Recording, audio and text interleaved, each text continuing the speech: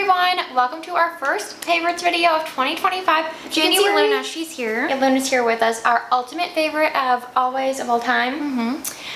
We are excited to film this because we have so many favorites that we accumulated over December and January. Or maybe even November too, Because we did a November favorites, right? Oh, yeah. But we didn't do one in December. So this is, and a lot of the things I'm including are like Christmas gifts. Same. There's a lot to talk about, and January was rough. It was a rough month, so it's February 1st while we're filming this. We're happy to be sitting down filming this, saying goodbye, but also talking about the things we were loving. Of course. Starting with some skincare favorites. I got both of these during Black Friday, so I've been using them like since early December, I would say. And then Britta got me this serum for, oh, come on, girl.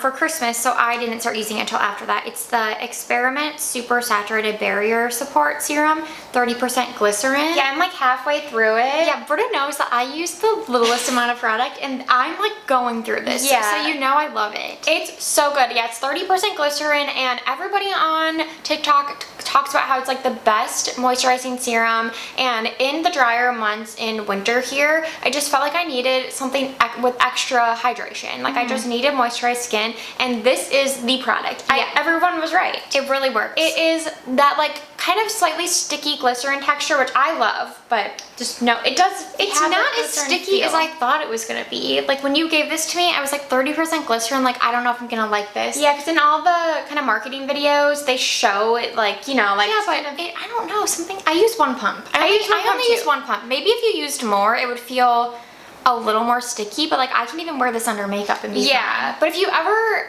out of like the humectants out there that are used in like the bases of skincare products, glycerin's my favorite personally because I like that it has a bit of a cushion and a little bit of that stickiness, for lack of a better term, just because I feel like it does lock in the hydration and leave your skin looking supple, whereas something like propanediol, if you're unfamiliar with that, that's another humectant that's used oftentimes, and that has more of like an emollient, slippy feel, which I don't like as much. So it's all about personal preference, but to me, I'll use anything with lots of glycerin. Except for the Free Cool cleanser. Except for the Free Cool we cleanser. don't like that. That is too thick, too hard to rinse off. Something's up. Yeah, something's up with that. But this, I love it so much. It actually adds so much hydration. I also have been using it like under my retinol at night, like tretinoin, and it works really well to create like that buffer sandwich method, all that. Can't say no good things. Me either. I love it. It's so good. And then, you didn't put this in? I didn't. I do really like it, but Luna is like all over the place. I haven't noticed a change yet, which I thought was weird because I've been using it for about a month. I have. Okay. So it's the Timeless Vitamin C. It's the 20% vitamin C ferulic acid with vitamin E. It's basically their version of the SkinCeuticals vitamin C. And as everybody knows, they have some sort of like patent on that product, and you can't ever duplicate it. I think it's going to be up this year or next year or something like that. But this is the closest that I feel like most companies have gotten, and it's super affordable. You can get it on Amazon, and it's that thin texture that all this type of vitamin C is. It smells like hot dog water. It's all the things that you think of when you think of a vitamin C, and I don't love those attributes about it, but I like how lightweight it is. I feel like it soaks into the skin quite quickly, so it's easy to layer products on top, like it doesn't peel or anything. And usually products with L-ascorbic acid can be too drying for me, and at first when I was using this and then I was using some other actives at night, my skin barrier was wrecked. Same. So I had to build up to be able to use this every morning, but now I put on the Haru Haru hyaluronic toner first before going in with this to kind of prep my skin, moisturize it. And I really like this. I feel like it has definitely helped make my skin look smoother. That's the thing I think. It's helped with breakouts for me. And I think they actually make one that's 10%, which I do feel like they should advertise more, because I probably would have bought that first to get my skin used to it and then tried this one, because I first started using this and it made my skin like so dry, but it also in tandem like sucked up any like breakouts I had, and at the time I had a lot of breakouts, so I was like, oh, this is nice. It's like literally like, I don't know, like turning over my skin or something was happening, but then it did leave my skin kind of dry, so it was a balance. But yeah, now my skin's used to it. I just haven't noticed a ton of like under eye brightening, because I do bring it up. I don't know if you're supposed to, but I bring it up under my eye. I feel like I have. Or like fine line reduction yet, but it has only been like maybe like 6-7 weeks, so Yeah. gonna get a little more time. I don't think it's gonna do anything for fine lines, but I think that for me overall, yeah, my skin looks smoother and my skin tone more even, I would say. And that's all I really want from a vitamin C, and it's affordable, like all of the skincare we use. Honestly, this is like the most I spend on like a skincare product, but it's worth it because it's so good. Okay, we have a ton of lip products, which, no surprise, like, who doesn't love lip products? Yeah.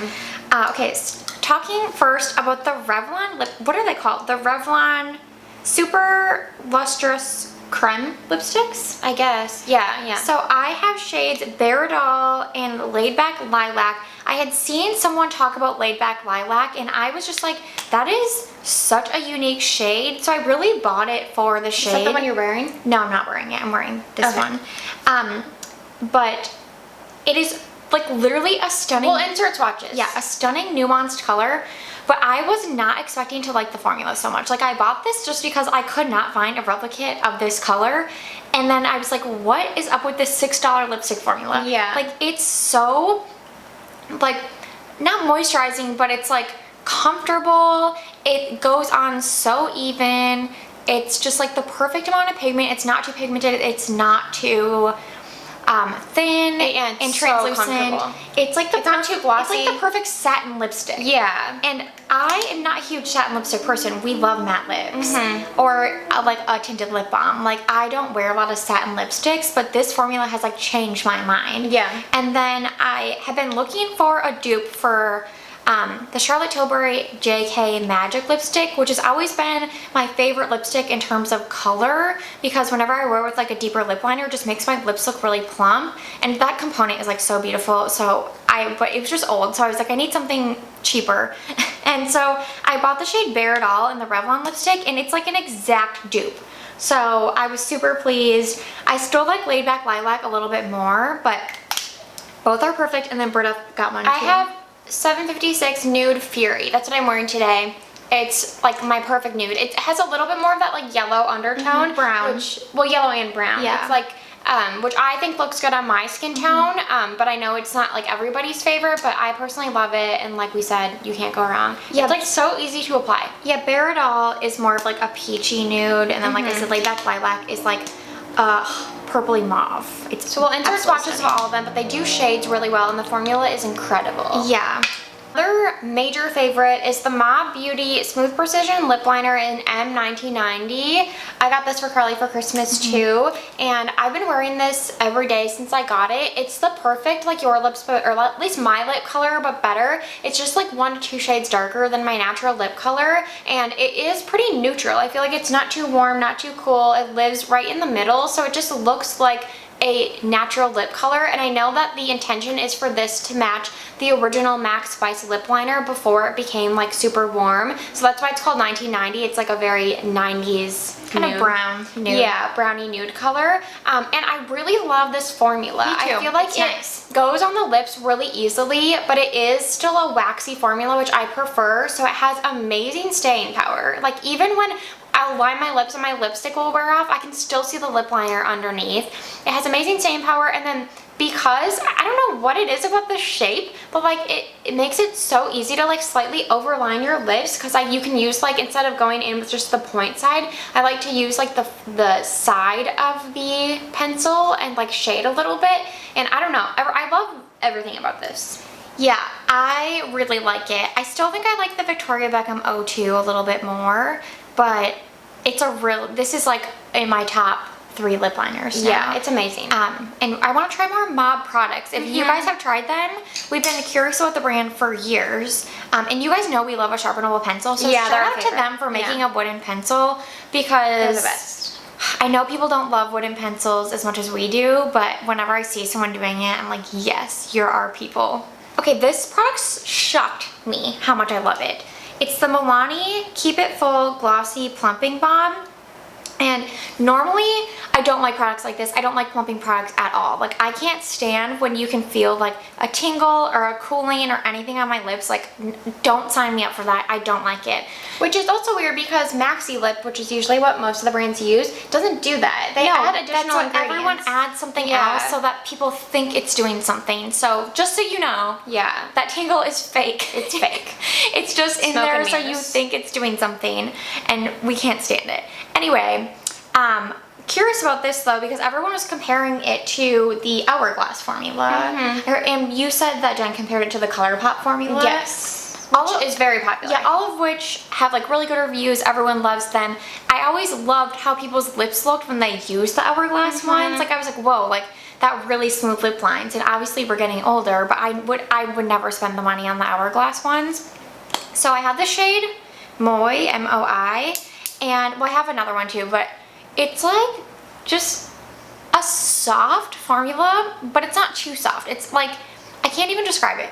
It's melty without being too melty, but it glides on super evenly. Yeah, like it's melty so that it can glide, not so it can actually melt down like a lot of the other Yeah, ones. like it still has structure somehow, and the structure like really does plump the lips. Like when I apply this, I look at my lip lines and I'm just sort of shocked. I'm always like, how, like it looks, I know it's just like a visual element that's plumping because the Maxi Lip plumps over time. It's not an instant plumping effect. peptides. Yeah, that's another thing to note. But like the visual of the product on the lips just makes my lips look so plump. And I haven't really found a lot of products that do this well. Like I love the Glossier Ultra Lip. Like I like that formula a lot. But it's like a little glossy and I love the colors, but it doesn't really like plump my lips. And yeah, just like the finish of this really just makes my lips look so smooth, and it kind of shocked me. It does feel a little cooling when you put it on. It's nothing crazy, nothing compared to like some of the things I've tried, but it does dissipate. I don't like that. I don't like that you can taste a little bit of like something. I don't like that you can feel it, but it does go away after like, I don't know, 10 minutes. So it's worth it to me. I'm shocked at how much I love these. I want more colors. If you have these, let me know what colors you recommend because I'm just really impressed. And I know people were a little bit like up in arms over the price when this came out, but let me tell you, this feels like a luxurious formula. So I just want to defend this a bit because I think that if this wasn't Milani, like people would think it was high end. Okay, last makeup product is the e.l.f. bronzer and contour, the Camo Liquid Bronzer and Contour. I have the shade Fair Light. I realize we have so many drugstore products. We do, which, yeah, I've been buying a lot of drugstore. Me too. But I mean, drugstore makeup always takes off this time of year too. But I got this, and it's funny to me that this was released before the Rare Beauty one. Now I feel like I don't need that at all because I love this product so much. I have it on today. Yeah, I've used it every day since I got it. I think we did love the contour, like the wand. Which is so weird they have both. Yeah, I like that one too, but comparing them, that one just feels a little, like it's not heavy on the skin, but like a slightly thicker formula, and the component is messy because you have to like push on the tube to get the product to the like tip of the, like the applicator essentially. Sponge, that's the word I'm looking for. And so it can get really messy, where I like that this is just a doe foot. It's very easy to dot on and then blend out with your brush. And it's a very like thin formula, I would say. So it's super easy to blend out. And as soon as it sets, it just looks really, really natural. Like it looks like you've just bronzed your skin. Like I would wear this product even without makeup on. I feel like if I just wanted like... Yeah, but it is more pigmented than I thought it was gonna be. Well, but I like that too because you can use way less product. Yeah, you can. You could just do a dot on each cheek and blend it out even with your fingers, and I feel like it would just look natural, like because it is like a really thin formula. It's impressive. I don't know how more people aren't talking about it. Like I haven't heard a lot of people saying. I know people like the blushes, and I don't like the Rare ones, so I didn't even try the blush. But I love this product, and it's like $6. It's insane. We're gonna try to go faster. Sorry for the passion behind these products. We just had them for months now. Yeah. I haven't been able to talk about them. Hair products. This is the Ion brand. It's like the Mason Pearson dupe. It's used, but I don't know. It has these like Used by you, right? Like, yeah, by me. Oh, yeah. okay. It's just, I couldn't get the hair out today when I was trying to do it. It's like these silicone bristles along with like vegan boar bristle ones, and it doesn't have little balls on the silicone bristles, so it's like a little bit more abrasive. And basically this brush has been all over Reddit. People are like, this is the cheapest Mason Pearson dupe, it's $10, like everyone go get it. And so I finally did a pickup order at Sally's Beauty and got it, and I love it. It is quite aggressive on the scalp, and some people complained about that, but I like that because I feel like I get a lot of like build up and dry skin on my scalp, and I needed something to like actually get in there and like get rid of that. And since using this, I've had like no dry flaky skin on my scalp. It's very crazy. It distributes the natural oils well. It does like updos really well. I love this brush. $10. The handle feels cheap, but who cares, you know? It's so affordable. And then Undo hair clips, I got 2 for Christmas. I got this beautiful, the 4-inch in the like lapis blue color. It's like a marbled blue, it's stunning. I did really want the deep red one, which I still want, but it was out of stock, so I went with blue because blue is my favorite color.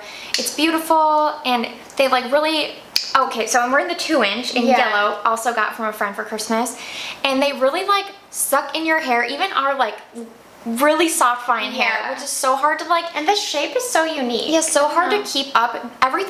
It's like everything is extra rounded. You know when you look at like fonts where like someone does a custom font and they like, almost like a serif. yeah, they like round the edges Like a serif ever font. so slightly. Yeah. That's like what Undo did with their clip designs.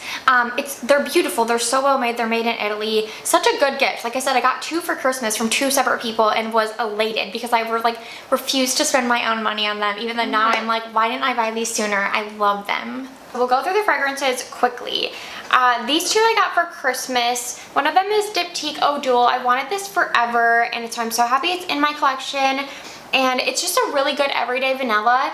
It's a very like earthy, spicy, deep vanilla, so I feel like it is more towards, I guess, for this time of year, but could be worn all year round. And as it wears on the skin, I feel like the creaminess really comes out, and it is so lovely. I think it's so special. I've wanted this forever. I would always like spray it on myself in Nordstrom when we would just go. I'll put the notes on the screen too so you can look, because I don't feel like I'm the best at describing fragrances, but just go to your local Nordstrom and smell this, or they have it at like Bloomingdale's too.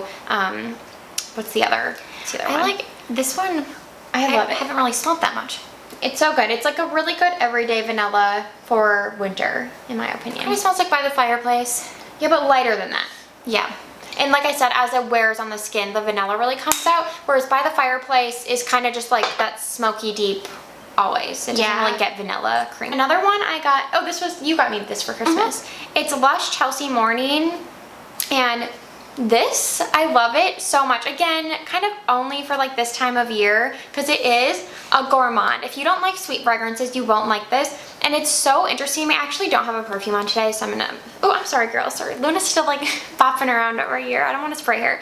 But it goes on, and you really are hit with that overwhelming sense of like lemon, but then almost immediately the lemon starts to dissipate, and it just smells so sweet and like butterscotch. Like to me, it's like the most like caramelized lemon decadent dessert, and it lasts on the skin so well. I actually really love that it comes in the 30 ml size, because I don't need like a ginormous perfume. I'm never gonna go through something big, especially if something's so niche, and I love this. I think it's really unique. I love lemon dessert type fragrances like Acro Bake, but this one is just super robust, if that makes sense. I only have one, and this is a pretty recent purchase, but it's the Frenshe Desert Rose Hair, Body, and Linen Mist. They also have this, and it's one of their new like core scents, so they have it in like body lotion, I think body wash, the roller ball, but they don't have it yet in like an EDP. So we both got the mist at the start. This is so good. Talk about 2000s nostalgia. Yeah, it's very nostalgic. It smells, I do not get rose, really. I get pear. There's so much pear in this, and pear is one of my favorite notes in fragrances. I think it's so underutilized. Frenshe never misses. Yeah, they just are like a fresh incredible. pear. Yeah, they're so good every scent they make. Well, I actually don't, I think as of now, when they launched, I really only liked Cashmere Vanilla, and then all the And newer the lavender ones, one is good. Oh. Yeah, their new sage one I didn't love, but like this one, and then Britta's gonna talk about the other one she bought. so good, and we loved Moon Milk, which Yes. we You talked can't about get any more on and on. Yeah. And then this is, Frenshe Salty. I've been wearing this even more than the Frenshe Desert Rose. Desert Rose, yeah, that's what it's called. It is like the prettiest fresh aquatic fragrance. Let me try it because I don't know if I want to buy it yet. I love it. And then I saw some people on Reddit comparing it to Merit's Retrospect, which is interesting because that is a pear fragrance. So I almost think like these Pear? two mixed. Yeah, Retrospect I has a don't lot of smell pear. pear in this.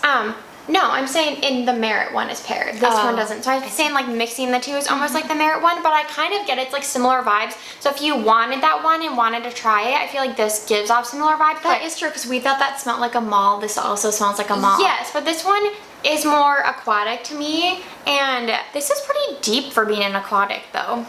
I guess, I don't know. Again, we'll put the notes on the screen because maybe we're not the best at describing fragrances, but also you can just go to Target and smell these. Like they're in all Targets, I'm pretty sure. Yeah, because like I said, I was not gonna get this blind buy because I don't usually like rose fragrances. But then smelling it in store, I was like, this is like a lively pear fragrance. So then I was like, oh, I'm sold. Yeah, so I've been reaching for this a lot, and I feel like in the summer especially, I'll reach for both of these. Yeah, I'm excited. Her book from January was Ina Garten's Be Ready When the Luck Happens, her memoir. You guys, I have never felt so seen by somebody in my life. Like the way that this gal has like lived her life and her philosophy on everything is exactly like the outlook that I have. It made me cry because I like related to her so much. She's an Aquarius like us. She's the ultimate Aquarius. Like I feel like her energy in general is just like, shout out to all the other Aquariuses. It's our season right now. It's still Aquarius season. Happy birthday. We love it. We love this time of year. And we love celebrating all of our Aquarius pals. But if you've never heard of her, she's had Barefoot Contessa, which I think was on for like 20 seasons on the Food Network. And I didn't really know a lot about her backstory, but everybody loves her vibe. Everybody loves her persona. She's the one that will be like, store-bought is fine. Like after she'll like make something homemade. Yeah, she'll make something really like not difficult, but like it'll take time. Yeah, there's so many memes of her being like, oh, but store-bought is fine. Yeah, because it is her philosophy, and she talks a lot about how at the beginning when she was getting the show, they would tell her like, well, that's not how Martha does it. That's not how Martha Stewart.